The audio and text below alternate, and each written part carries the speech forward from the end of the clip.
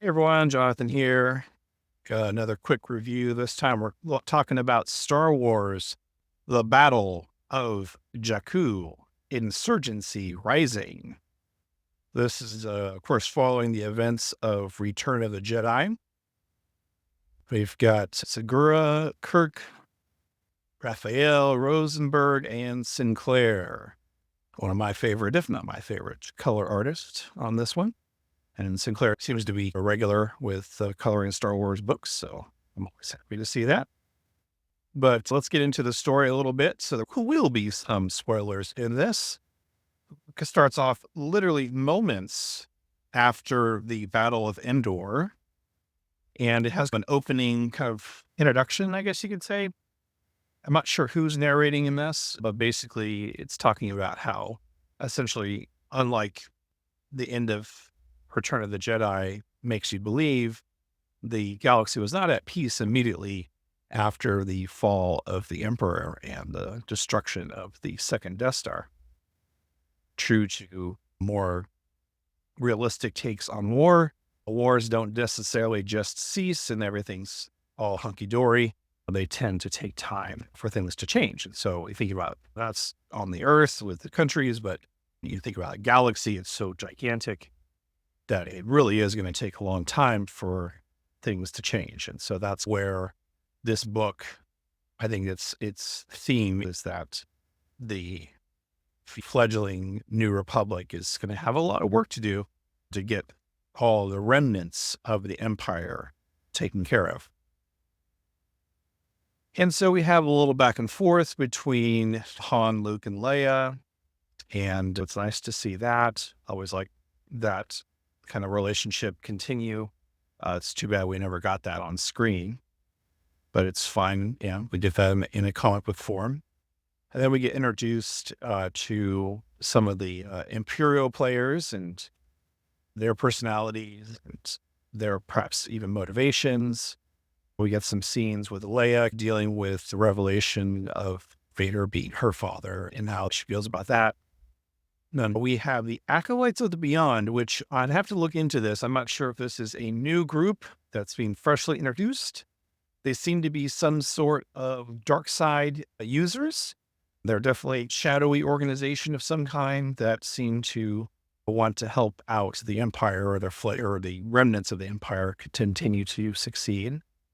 Then we cut to some more Luke and Leia chatting things out.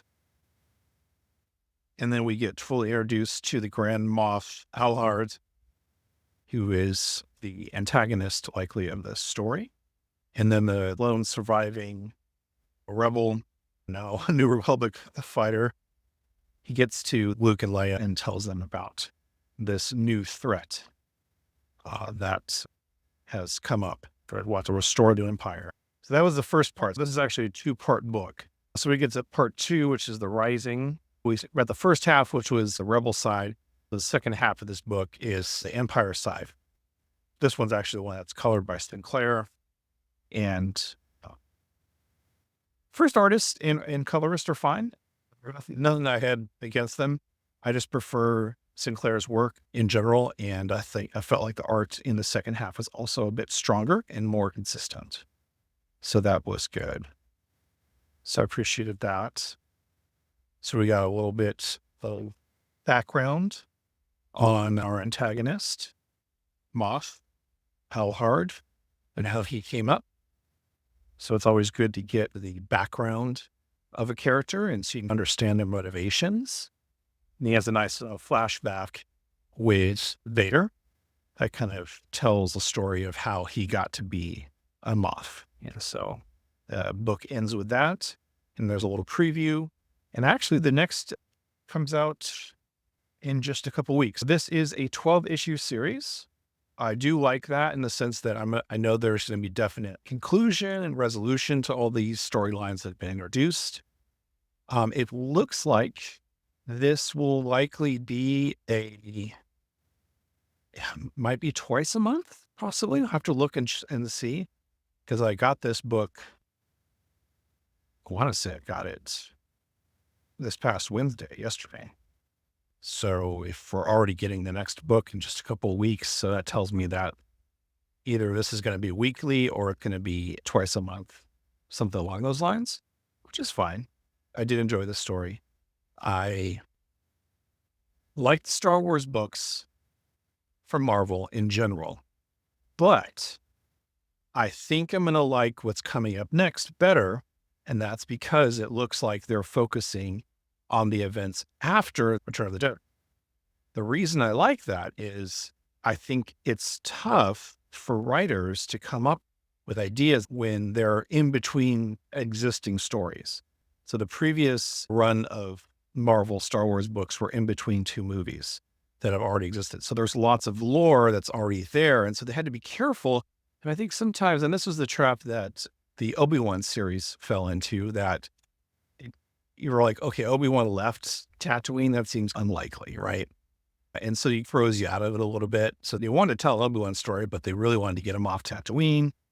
And so lessens his sacrifice in some ways. Oh, his sacrifice was going to be stuck on Tatooine for the rest of his life.